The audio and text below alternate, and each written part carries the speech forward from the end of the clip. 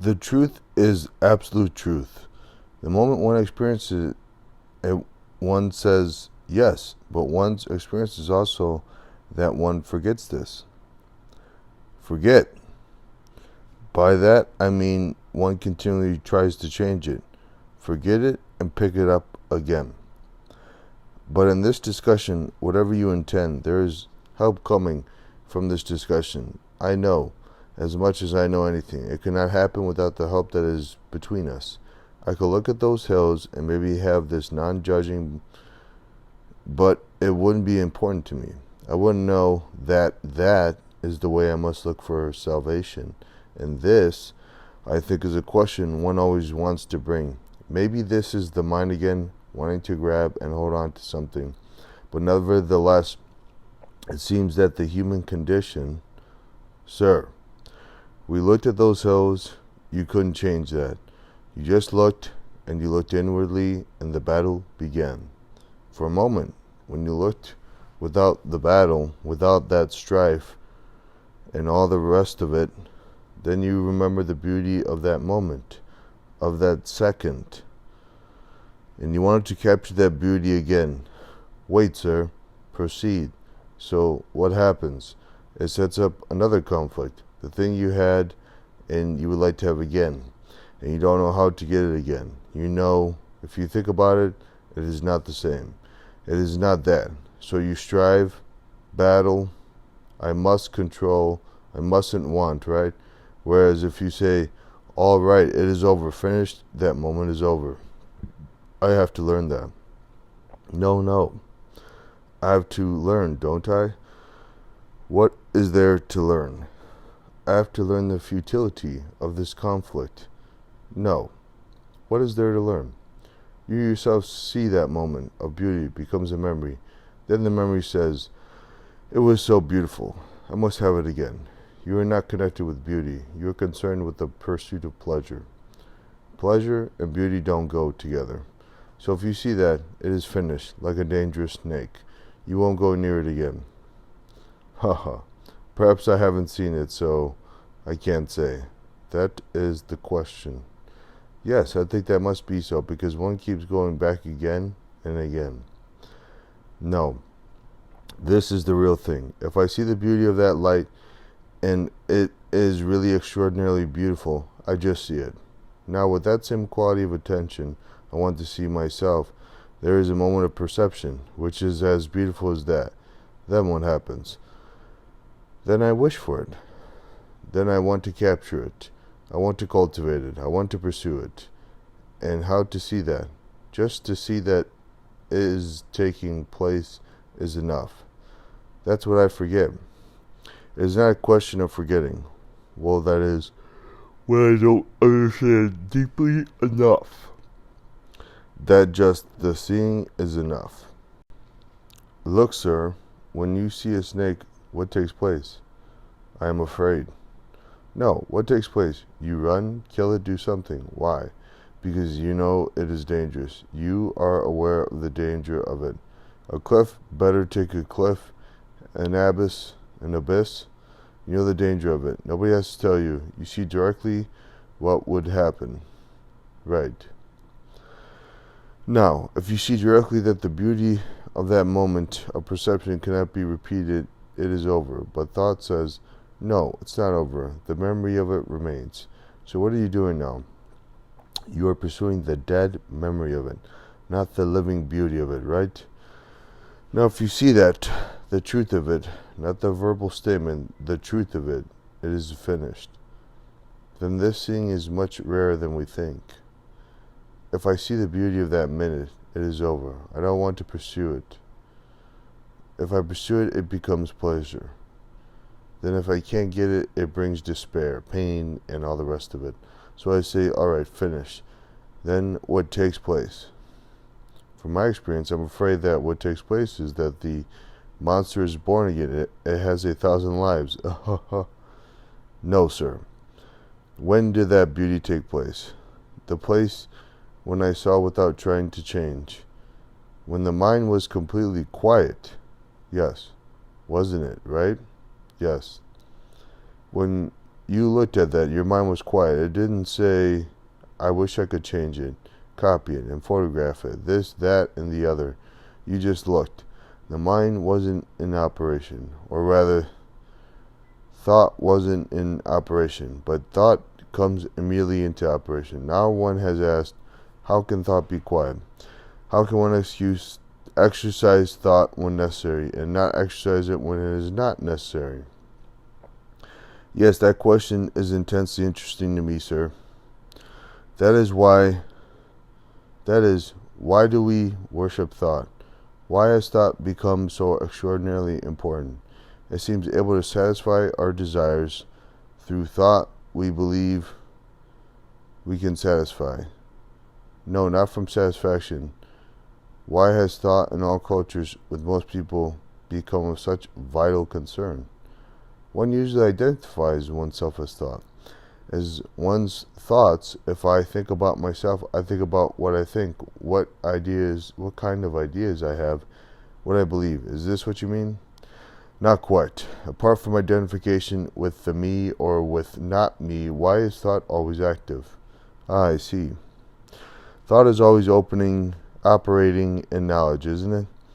If there was no knowledge, thought would not be. Thought is always operating in the field of the known, whether mechanical, nonverbal, and so on. It is always working in the past. So my life is the past. Because it is based on past knowledge, past experience, past memories, pleasure, pain, fear, and so on, it is all the past. In the future, I project from the past. Through projects from the past, so thought is fluctuating between the past and the future. All the time it says, I should do this, I should not do that, I should have behaved. Why is it doing all this? I don't know. Habit? Habit, alright, go on, let's find out. Habit? Habit brings what I call pleasure. Habit, pleasure, pain. To protect me. Pain, yes, pain. It is always working within that field. Why? Because it doesn't know any better? No. Can thought work in any other field? That sort of thought? No, not any thought. Can thought work in any other field except in the field of the known? No. Obviously not. It can't work in something I don't know. It can only work in this field. Now why does it work in this? There it is, sir. Why? It is the only thing I know.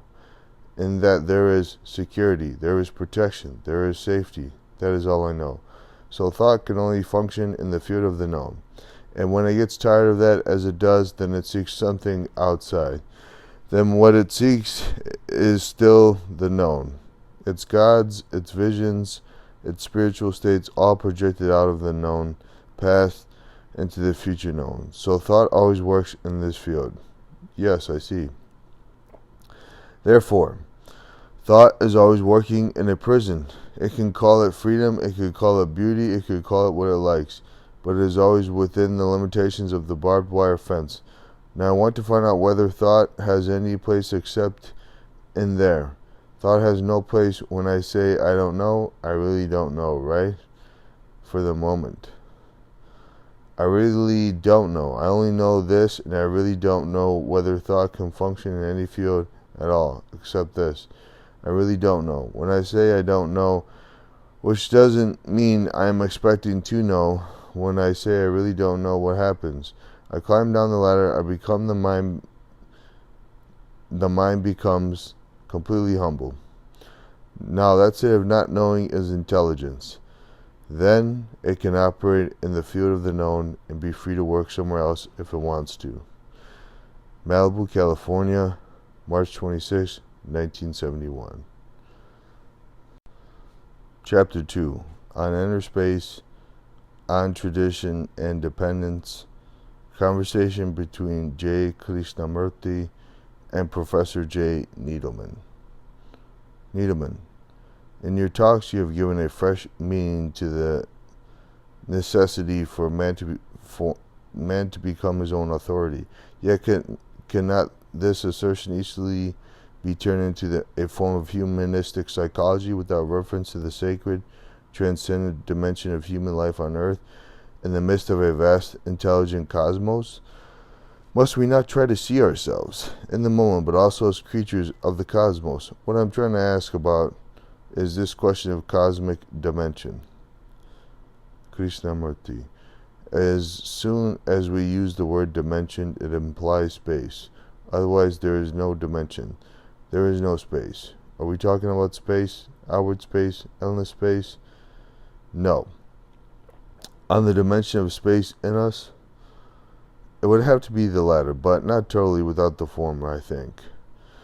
Is there a difference between the outer space, which is limitless, and the space in us? Or is there no space in us, and or is there no space in us at all, and we only know the outer space? We know the space in us as a center and circumference, the dimension of that center, and the radius from that center is what we generally call that space. Inner space, yes. Yes, inner space. Now, if there is a center, the space must always be limited, and therefore, we divide the inner space from the outer space. Yes. We only know this very limited space, but we think we would like to reach the outer space, have immense space. This house exists in space, otherwise there could be no house, and the four walls of this room make it space. And the space in me is the space which the center has created around itself, like that microphone. Yes, center of interest. Not only center of interest, it has its own space, otherwise it couldn't exist. Yes, right. In the same way, human beings may have a center, and from that center they create a space. The center creates a space around itself, and that space is always limited. It must be. Because of the center, the space is limited. It is defined. It is a defined space, yes. When you use the words cosmic space, I didn't use the words cosmic space. I said cosmic, the dimension of the cosmos. I wasn't asking about outer space and trips to the planet. So we are talking of the space which the center creates around itself, and also a space between two thoughts. There is a space, an interval between two thoughts. Yes. In the center, having created that space around itself, there is the space outside the limit. There is a space between thinking, between thoughts, and also a space around the center itself, and the space beyond the barbed wire.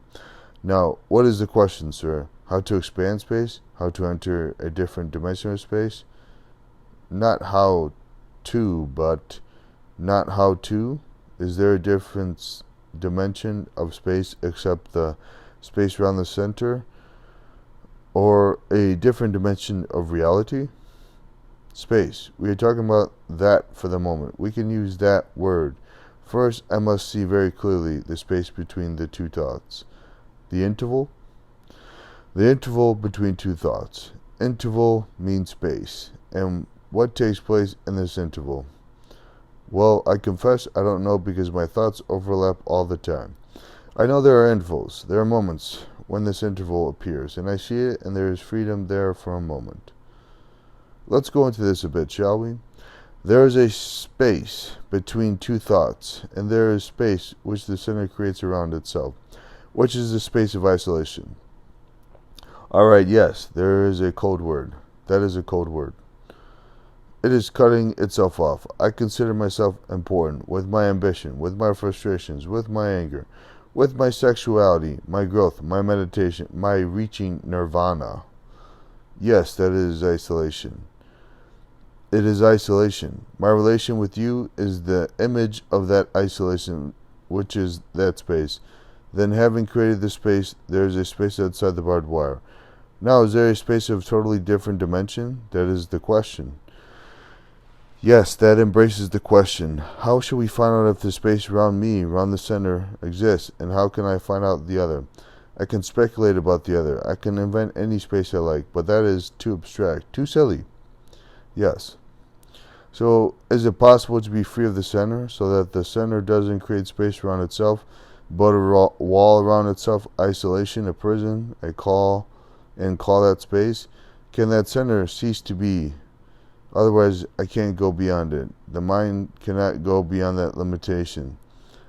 Yes, I see what you mean. It's logical, reasonable. That is, what is that center?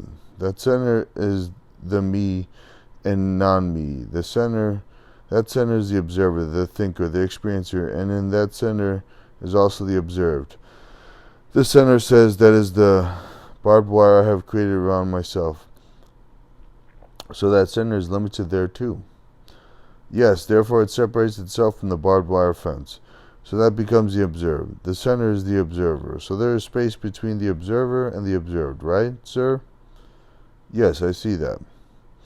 And that space, it tries to bridge over. That is what we are doing. It tries to bridge over. It says, this must be changed. That must not be. This is narrow. This is wide. I must be better than that. All that is the movement in the space between the observer and the observed. I follow that, yes. And hence there is a conflict between the observer and the observed, because the observed is the barbed wire which must be jumped over, and so the battle begins. Now can the observer, who is the center, who is the thinker, who is the knower, who is experience, who is knowledge, can that center be still? Why should it wish to? If it is not still, the space is always limited. But the center, the observer, doesn't know that it is limited in this way. But you can see it, look. The center is the observer. Let's call him the observer for the moment. The thinker, the experiencer, the knower, the struggler, the searcher, the one who says, I know and you don't know, right? Where there is a center, it must have a space around itself. Yes, I follow. And when it observes through that space. When I observe those mountains, there is space between me and the mountains. And when I observe myself, there is no space between me and the one thing I observe in myself. When I observe my wife, I observe her from the center of my image about her, and she observes me with the image which she has about me. So there is always this division in space. Changing the approach to the subject entirely, there is something called the sacred. Sacred teaching, sacred ideas, the sacred, which for a moment seems to show me that this center and this space you speak about is an illusion. Wait, one has learned this from somebody else? Are we going to find out what is the sacred then? Are we looking because somebody has told me that is sacred, or there is a sacred thing, or it is my imagination because I want something holy? Very often it is that, but there is. Now, which is it? The desire for something holy? The imposition on my mind by others who have said this is sacred? Or my own desire? Because everything is unholy and I want something holy, sacred. All this springs from the center. Yes, nevertheless. Wait, we will find this out. What is sacred? But I don't want to accept tradition or what somebody has said about the sacred. Sir, if I don't know if you have experimented, some years ago, for fun, I took a piece of rock from the garden and put it on the mantelpiece and played with it. Brought flowers to it every day at the end of a month. It became terribly sacred. I know what you mean. I don't want that kind of phony sacredness. It's a fetish. Sacredness is a fetish. Granted, most of it is. So I won't accept anything that anybody says about what is sacred. Tradition. As a Brahmin, one was brought up in a tradition which could be anybody's tradition. I assure you. What I am saying is, I want to find out what is holy, not man-made holiness. I can only find out when the mind has immense space, and it cannot have that immense space if there is a center. When the center is not in operation, then there is vast space. In that space, which is part of meditation, there is something really sacred, now invented by my foolish little center. There is something immeasurably sacred, which you can never find out if there is a center. And to imagine that sacredness is folly. You follow what I mean?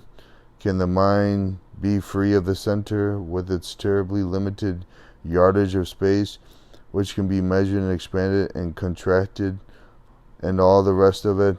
Can it? Man has said it can't, and therefore God has become another center. So my real concern is this: whether the center can be completely empty. That center is consciousness. The center is the content of consciousness. The content is consciousness. There is no consciousness if there is no content. You must work this out. Certainly, what we ordinarily mean by it, yes. There is no house if there are no walks, if there are no walls and no roof. The content is consciousness, but we like to separate them. Theorize about it. Measure the yardage of our consciousness. Whereas the center is consciousness, the content of consciousness, and the content is consciousness. Without the content, where is consciousness? And that is the space. I follow a little bit of what you say. I found myself wanting to say, well, what do you value here? What is the important thing here? I'll put the question after I find out whether the mind can be empty of the content. All right. Then there is something else that will operate, which will function within the field of the known, but without finding that merely to say, no, this is so. Let's proceed. Space is between two thoughts, between two factors of time, two periods of time, because thought is time, yes? All right, yes. You can have a dozen periods of time, but it is still thought. There is that space. Then there is the space around the center and the space beyond the self, beyond the barbed wire, beyond the wall of the center. The space between the observer and the observed is the space which thought has created as the image of my wife and the image which she is about me. You follow, sir? Yes. All that is manufactured by the center. To speculate about that is beyond all that has no meaning to me personally. It's the philosopher's amusement. The philosopher's amusement. I am not interested. I agree. I'm not interested sometimes at my better moments, but nevertheless. I'm sorry, because you're a philosopher. No. Why should you remember that, please? So my question is, can the center be still, or can the center fade away? Because it doesn't fade away or lie very quiet, then the content of consciousness is going to create a space within consciousness and call it the vast space. In that there lies deception, and I don't want to deceive myself. I don't say I'm not brown when I am brown. So can that center be absorbed, which means can there be no image because it is the image that separates? Yes, that is the space. That image talks about love, but the love of the image is not love. Therefore, I must find out whether the center can be completely absorbed, dissolved, or lie as a vague fragment in the distance. If there is no possibility of that, then I must accept prison. I agree. I must accept there is no freedom. Then I can decorate my prison forever. But now this possibility that you're speaking about without searching for it consciously. No, don't search for it. I say, without searching for it consciously, life or something suddenly shows me it is possible. It is there. Life hasn't shown me. It has shown me. When I look at that mountain, that there is an image in me. When I look at my wife, I see that there is an image to me. That is a fact. It isn't that I have to wait for 10 years to find out about the image. I know it is there. Therefore I say it is possible to look without the image. The image is the center, the observer, the thinker, and all the rest of it. I am beginning to see the answer to my question. I begin to see. I am speaking to myself. I am beginning to see that there is no distinction between humanism and sacred teachings. There is just truth or non-truth. That's all. False and true. So much for that. We are asking, can the consciousness empty itself of its content, not somebody else do it?